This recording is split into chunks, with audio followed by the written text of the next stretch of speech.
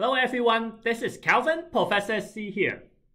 So today I am going to talk about first-time home buyer incentive update. Recently, the government has been revamping the first-time home buyers incentive, which was announced back in 2019, and is supposed to help first-time home buyer when they don't have sufficient down payment to help them get into the market. However, that first-time home buyer incentive, which I have done a video before, and I am going to put a link somewhere up there so that you can click and watch that, have a lot of restriction.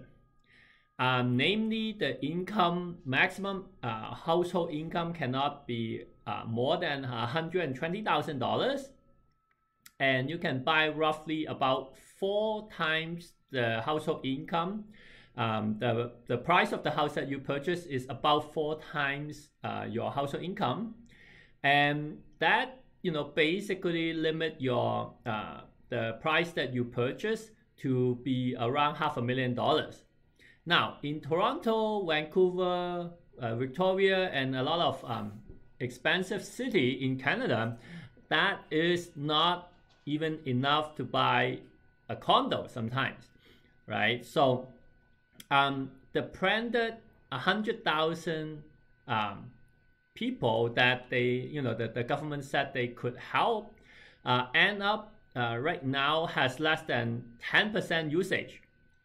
Most people do not even qualify to use that program.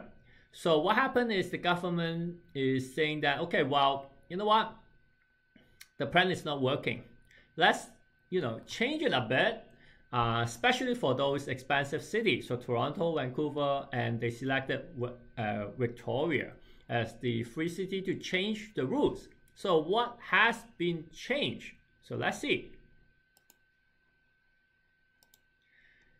Okay, here we go. So what has been changed is they just announced it, but it should come into effect spring 2021. And it is, the change would be for those cities, you can now buy the house up to 4.5 times your household income instead of 4 times, right? And the maximum household income can be $150,000. That's the maximum. Versus right now is only $120,000, right? So that makes it like the maximum house price that you can buy if you want to use this program from about $500,000, it will become about $700,000. So that helps because 700,000 is much better than 500,000 in Toronto, in Vancouver, and in Victoria.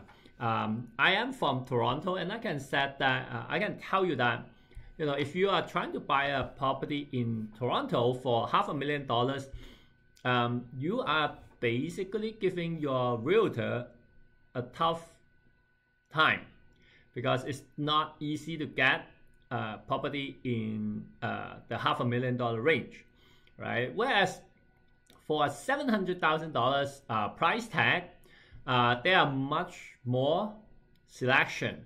I wouldn't say it is an easy task for your realtor, but there are much more selection that you can choose. So my opinion to this first-time home buyers incentive update, I would say is a positive one.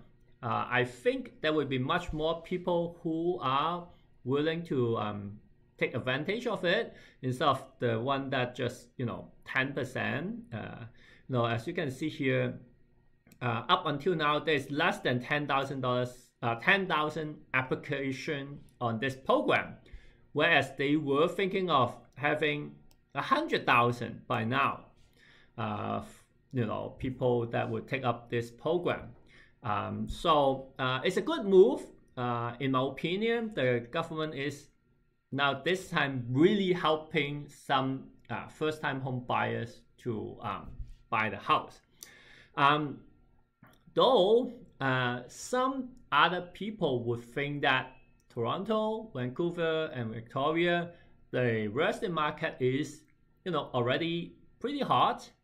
If you look at the statistic from, say, July, August, September, October, and November, in at least in the Toronto and Vancouver market, the statistics show that, every month, the number of transactions, the volume, the average price all went up every single month, right? So people would say, okay, well, they are already going up. They're already healthy. If you introduce some of this incentive, would it drive the market, even more hotter, even more crazy? And combined with that, lately, the interest rate from the bank is having an interest rate price war. They are decreasing the interest rate to historically low. And I was just on another YouTube channel being a guest speaker there, talking about, there are an interest rate out there of 0.99%, and that's a mortgage rate, not a GIC, not a high rate saving account interest rate. That's a mortgage rate. Okay, so I would say combining all of this, it would definitely be very attractive for people who are in this market to jump into the market and buy some property. I would think it's a good time to buy, and if you could afford it, and who knows, all this interest rate promotion, how long it would be there, who knows, the first-time home buyers incentive, how long it would be there, nobody knows. So if you can take advantage of that, I would say it's good. Obviously, the first-time home buyers incentive, if the price go up, you still have to pay back the government. But overall, I think, personally speaking, I think it's a good move, because I think that right now the first-time home buyers incentive, when they first launch, is just not useful at all in the Toronto, in Vancouver market. Like it is really not useful. Okay, so I hope this update would give you some insight. Not only the